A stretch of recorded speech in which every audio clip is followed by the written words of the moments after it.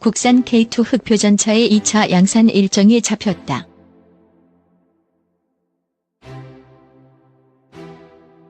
방위사업청은 국산 엔진과 독일제 변속기를 결합한 파워팩에 대한 시험 평가를 마쳤다고 최근 밝혔다.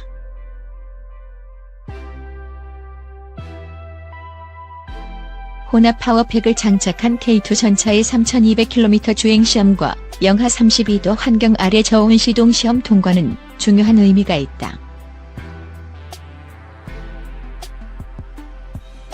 만약 혼합 파워팩이 이번 시험을 통과하지 못했다면 사업 자체가 대안을 찾지 못한 채 장기간 미궁에 빠질 수도 있었다. 군은 지난해 말 3차 양산 물량을 확정하는 등 K2 전차를 둘러싼 불확실성이 차츰 제거되는 분위기다.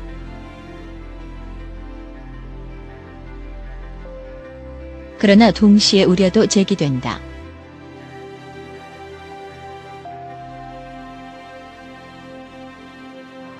K2 전차가 헤쳐나가야 할 과제는 크게 세 가지가 꼽힌다.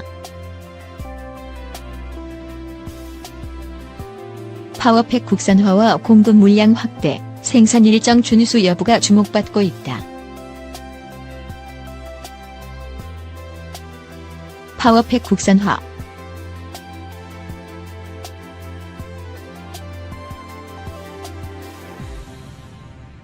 정부 품질 개선 업체 기준 완화 갈등.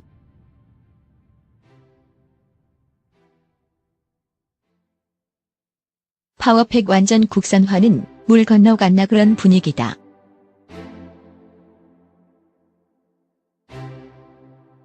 방위사업청은 국산 가속기가 신뢰성을 확보한다면 3차 양산 물량부터는 적용할 수 있을 것이라는 여지를 남겨놓았다.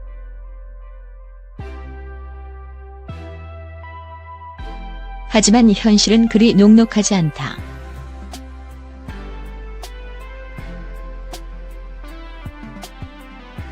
국산 가속기의 품질에 대한 정부와 생산업체의 입장 차이가 크다.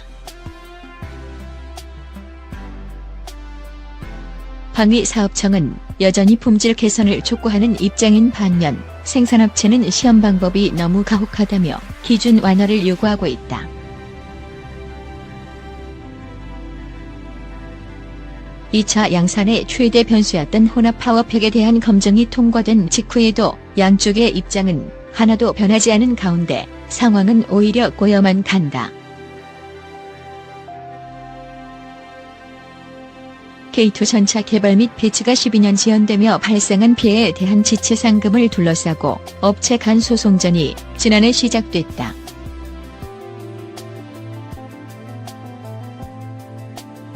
문제가 다소 있더라도 국산을 우선 채택하자는 주장은 광범위한 지지를 받고 있다.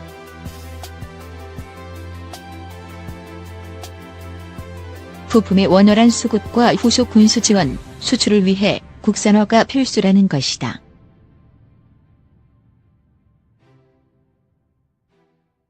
양질의 일자리가 갈수록 줄어드는 상황에서 국내 고용 유지를 위해서도 필요하다.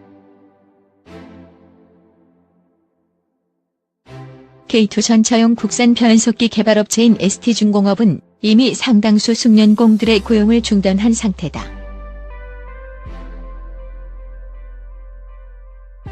그러나 언제까지 업체에 끌려다녀야 하느냐는 견해 또한 만만치 않다. 10년 넘게 자기 전차 생산의 발목을 잡아온 업체에 또다시 기준 변경 등을 허용할 경우 특혜 시비가 재현될 가능성도 크다.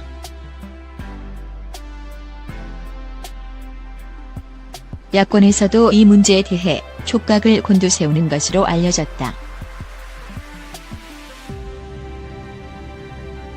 공급 물량.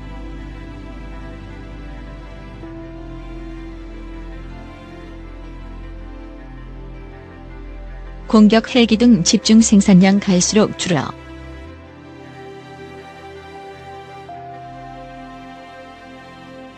총 생산 물량 260대로 그칠까 과연 2차와 3차 양산을 합해 추가 생산량이 160대에 그칠지도 관심거리다.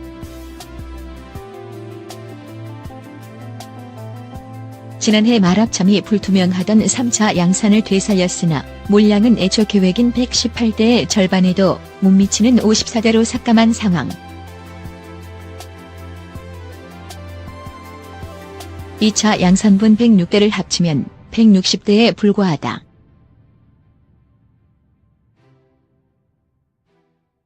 이미 주력 기계화보병사단에 배치된 독일산 파워팩 장착 1차 양산 물량 100대와 합쳐도 전체 물량은 260대 수준으로 당초 지난 2003년 노무현 정부가 세웠던 계획에 비해 한참 부족하다. 노무현 정부는 2009년부터 오는 2020년까지 780대를 4개 기계화보병사단에 배치할 계획이었으나 글로벌 금융위기를 맞은 이명박 정부는 생산량을 2008년 390대, 2011년에는 200여 대로 줄였다. 박근혜 정부는 2차 양산 106대는 국산 파워팩을 장착해 2016년 말부터 생산할 계획을 세웠지만 국산 변속기 결함이 불거지면서 이제야 독일제 변속기로 바꿔 2차 양산에 들어가게 됐다. 2016년 박근혜 정부 시절 합참은 3차 양산 계획을 부활시켰지만 실행을 미뤄오다 최근에야 54대 양산으로 확정했다.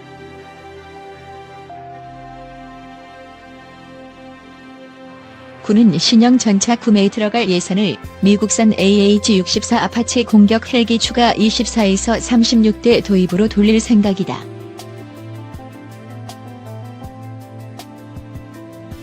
육군 기갑전력 어디까지 줄어들까 갈수록 양산 계획이 축소되면서 4개 기보사 완편은커녕 2개 기보사단도 흑표로 무장시킬 수 없는 형편이다.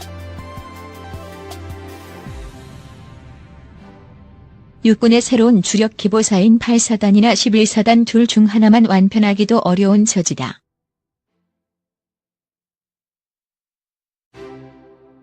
더욱이 군 구조 개편과 함께 K2 운용 전차 부대는 한 개 소대에 3대가 아니라 4대를 배치한다는 계획도 이미 들어졌다.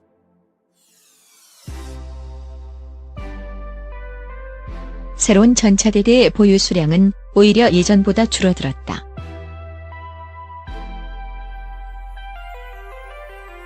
신형 K2 전차 생산이 예정을 밑돈다는 점은 기갑전력의 외형 축소에 직결된다.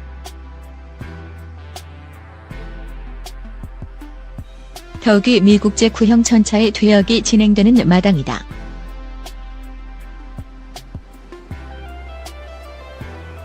최근 발간 국방백서에 따르면 우리 군의 보유 전차는 2,300여 대.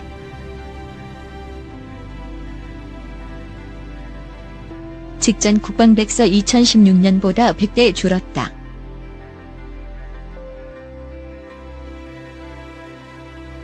열람이 가능한 국방백서상에서 전차 보유량의 감소는 사상 처음이다.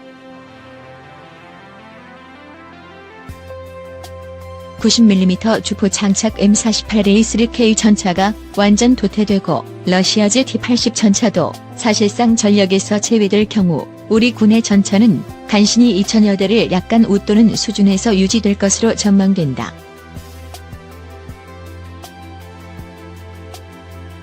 하지만 K2 전차의 2차, 3차 양산분이 전력화하는 시점에서는 105mm 주포를 탄 M48A5K 전차 약 500여 대의 도태 시기가 대기 중이다.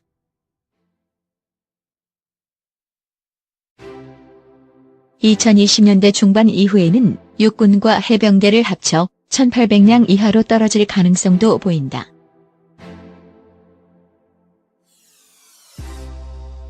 합참은 대형 공격 헬기와 국산, 현궁 대전차 미사일, 천무 로켓 발사대 대량 배치를 감안할 때 대전차 전력은 훨씬 강해지고 있다는 입장이다.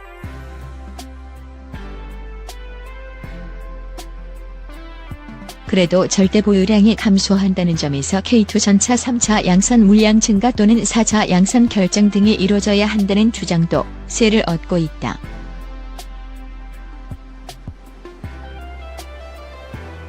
육군 기갑 출신의 한예비역 장성은 지상전의 시작과 끝을 담당하는 전차 세력의 감소는 결국 억지력 약화로 이어질 수밖에 없다며 수출을 위해서도 국내 생산량을 늘려야 한다고 주장했다.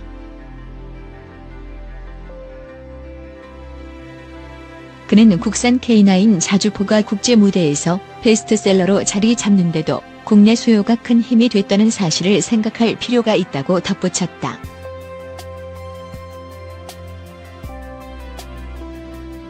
K9 자주포의 당초 생산량은 400문 이하였으나 연평도 포격 사건 등을 거치며 3배 가까이 늘어났다. 터키에 기술 수출된 적이 있는 K2 전차는 중동과 중부 유럽 일부 국가와 수출 상담이 진행되고 있다. 생산 일정.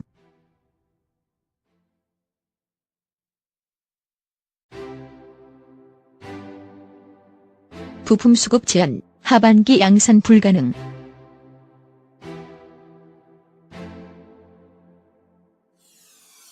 하반기부터 양산 재개는 미션 임파서블 방위 사업청은 혼합 파워 폐기 시험을 통과함에 따라 오는 하반기부터 2차 양산이 가능하다는 입장을 밝혔다.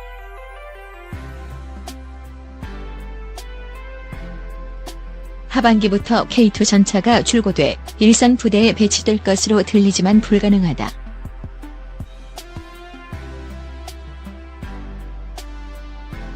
창원의 현대로템 공장에는 파워 100만 끼워 넣으면 완성되는 K2 전차가 60여 대나 야적된 상태지만 독일 랭크사의 변속기는 일러야 올해 말부터 들어온다.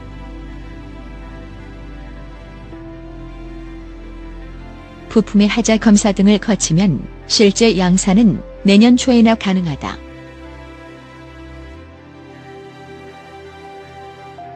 (2021년까지도) 2차 양산이 이어질 수도 있다.